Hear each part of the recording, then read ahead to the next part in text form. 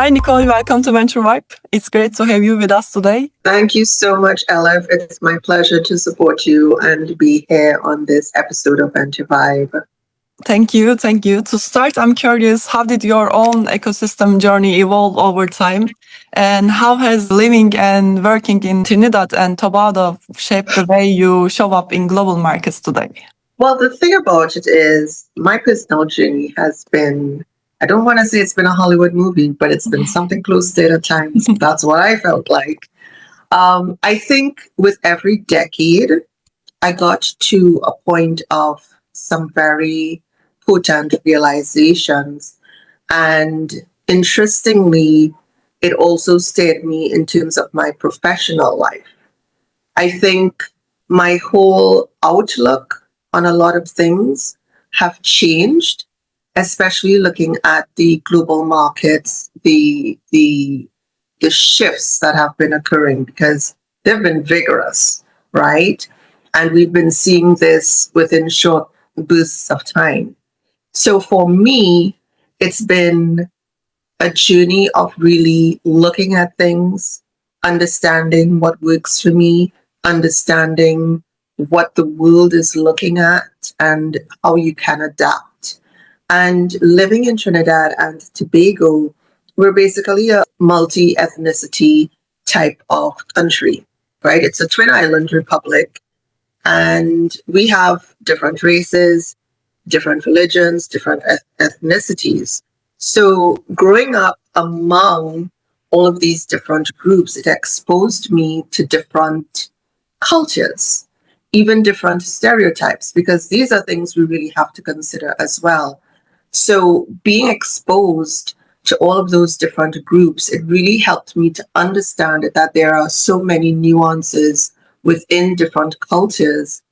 And so even when I was working in executive administration, I worked mostly in the financial sector.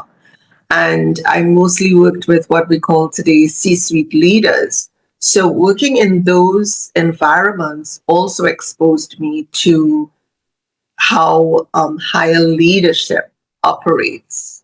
And of course, this translates into global markets because these were people who were not in a silo. They were exposed internationally. So these things really helped me to get a great foundation in terms of how I built my personal and professional life. That's really inspiring journey. Thank you. You're welcome. Well, corporate social responsibility seems to be more than a side topic for you, right? Especially when it comes to youth empowerment and Absolutely. women's health. How do these focus areas influence the way you make decisions as a leader today? They have helped me to hone in more on purpose. I would say about 10 years ago, it was deposited into my spirit that my purpose is to influence, motivate, inspire people. And so even with these CSR pillars that I have within my business, youth empowerment and women's health, particularly perimenopause and menopause, it has helped me to really focus on working with purpose and not just working for profit. This was a very distinct decision for me to go into these two pillars. Number one, where the youths are concerned, I feel like as older ones, I mean, I'm not old, but I'm mature. And I feel that we need to give back to the youths. We need to breathe life into them. And I'm a Gen X. I'm from the Gen X generation. I have seen the boomer effect. I have seen the millennial and the Gen Z effect, and even the alpha gen effect. And these are different times. So I feel like we need to really give back to them and provide a safe space, if I can call it that, so that they can hone their skills, not just in a professional way, but in a personal manner. And for the women's health, like I said, I'm Gen X. So obviously, perimenopause and menopause will be concerns of mine. And what I love about this era that we're in is that it's a freer conversation. It's no longer that taboo, sweep under the rug type of topic. And in that regard, I decided why not put some attention to it? Because there are a lot of women in their 30s, 40s, 50s, and 60s even, who are still part of the workforce. And they have to deal with all of the different symptoms. It's not just about hot flashes. It's a whole stream of other symptoms. So why not bring it to the fore? Why not make it part of that corporate focus? So that's what I've been building on. Perfect. And from there, you're involved both at board level within an UN affiliated organization and also very hands-on in your leadership roles. How do you personally balance big picture governance with the day-to-day realities of leading teams and initiatives? Being part of the Global Chamber of Business Leaders has been a very rewarding experience. I've been on the board for about 3 years. And last year, we got our UN status, which is the special consultative status. Being part of the board, yes, I do have to focus on governance, but it really depends on time sensitivity. There are some things that will be time sensitive, and there are other things where I can say, okay, how do I approach this? And I can take my time and really focus on how I want to really navigate a certain path, right? And then on the time sensitive side, I feel that it's really important to know, okay, this is something that we need to focus on immediately. So what does that mean in terms of the levels of what is required? In that regard, for me, with the board governance aspect of things, it's really about liaising with my fellow board directors. And that really helps to have this shift of balance so that you're not too overwhelmed. So it's all about time management as well. And then in terms of the day-to-day leadership of things, whether it's in that manner or within my own business or other leadership roles, it's again a matter of time management. And one of the things that I've done, which was a game changer for me, is that over time I streamlined, because I'm just one person. I think I'm Superwoman, but I'm not, right? Yeah. So it has become important for me to streamline. And if something no longer serves me, I say, okay, let me shave this off. Or if I feel as if my time is being pulled too much in different directions, I make a decision as to what feels more important to me so that I can give the proper attention and time to it. So being part of the GCBL, it has really helped me to understand not just the powers of governance and the responsibilities that go with it, but it has really pushed me to not only improve on my own self, but to also know that there is a global responsibility here. It's not games. I've never thought of work as games, but at the end of the day, that's what it came down to for me. So it's been a great learning curve, but it's also been a great sense of fulfillment. So time management and priorities, that gives a lot of clarity. Yeah, definitely. Because even being an entrepreneur, you have so many different moving parts, as you would know. You may have meetings, you have deadlines, you have ideas that you want to work on, all of these different areas that you have to pay attention to. So it's a lot. And then when you take on additional roles, that's also demanding on your time. So you really have to find a way to know how you want to manage your time and what is really important to you. Yeah, I totally agree. And from there, you work at the intersection of brand, media, and global positioning. And what role do media and strategic communication play in making country attractive or invisible to globally expanding organizations? A lot of times, organizations or even individual founders, what they tend to do is think they can copy and paste an idea in different environments, international environments. And what they need to understand is everything serves a purpose. The storytelling, the strategic communications, all of these things play a role.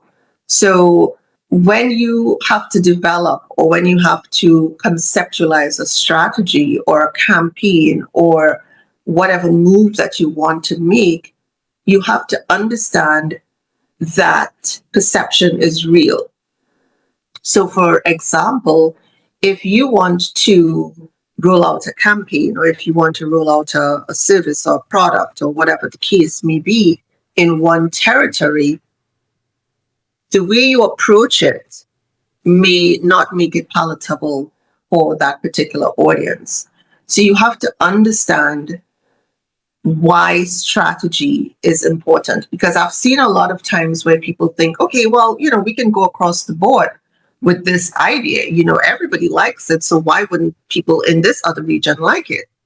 So with the storytelling aspect of things, the storytelling that you may conceptualize, let's say for the Middle East, may not be necessarily palatable for people, let's say in Europe, right? So you have to think about all of these different things. And sometimes it's culture, sometimes it's just simply how the system works, sometimes it's just how the world perceives a particular territory.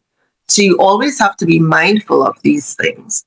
I remember there was one organization, it was actually a franchise, and the head office, they felt that, this product is working well in all of these different states. So why isn't it doing well in this particular state? And they were really upset about it.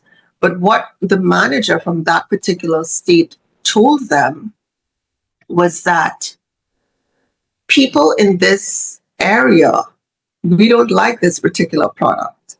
It's just not our thing. Mm-hmm. What we can benefit from is if we do this particular product instead. And head office really had to consider that in a real way because they wanted to copy and paste across the board.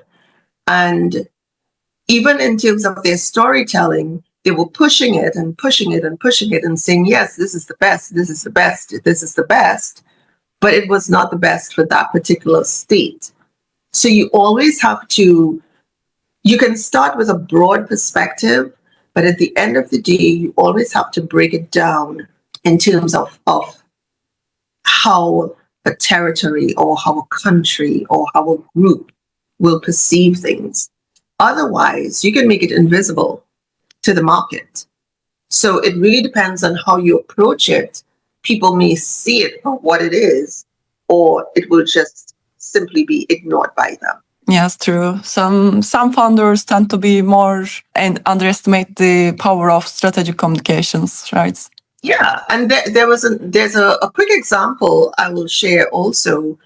There was an American founder, beautiful business, great product, lovely packaging, and it did really, really well on the US market. They decided to expand to Europe. So they did. They entered the market at full force, and it was flopping. Mm-hmm. They couldn't understand it. They were like, but we didn't change anything.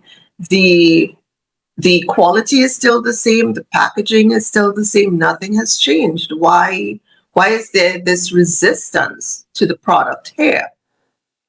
And then, which should have done before, then they decided to do some research. And what was actually happening was that they were not using eco-friendly packaging. And as you know, in Europe, that's a huge thing. It's trickling into other parts of the world, and people are starting to pay attention to it. But in certain territories of Europe, it's a huge thing. They do not play when it comes to that. And they learned that the hard way.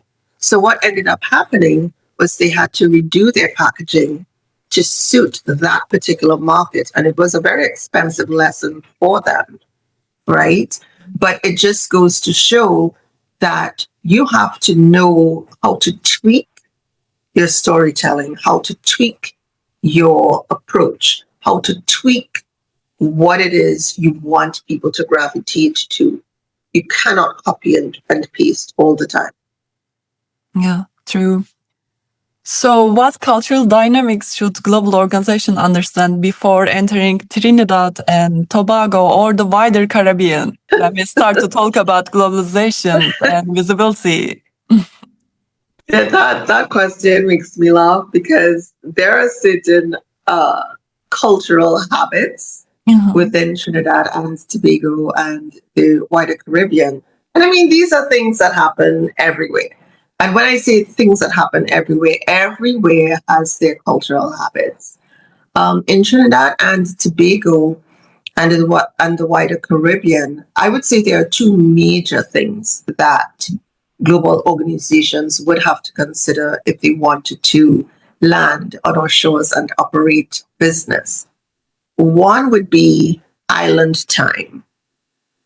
And what that simply means is that people don't always honor the start time of things. So something may be starting at 3 o'clock and they may, I'll get to it. And they may reach, going on 4 o'clock or whatever the case may be. An event might start late or people may just get there late.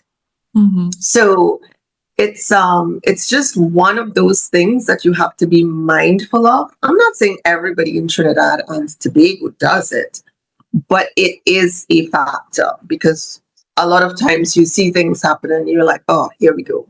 This is just the local way. And, people just try to work around it, right? Mm-hmm. So that's one. And two, I would say the bureaucracy of things when it comes to certain business operations in terms of whether it's registration or bank procedures or government office activities. A lot of times the bureaucracy of things can be a real thorn in people's sides. And added to that, sometimes the timeline of getting these things finalized can be a lot. So, what may probably take place within a day, within an hour, within a few days, within 2 or 3 weeks, here it may take longer, and in some parts of the Caribbean as well.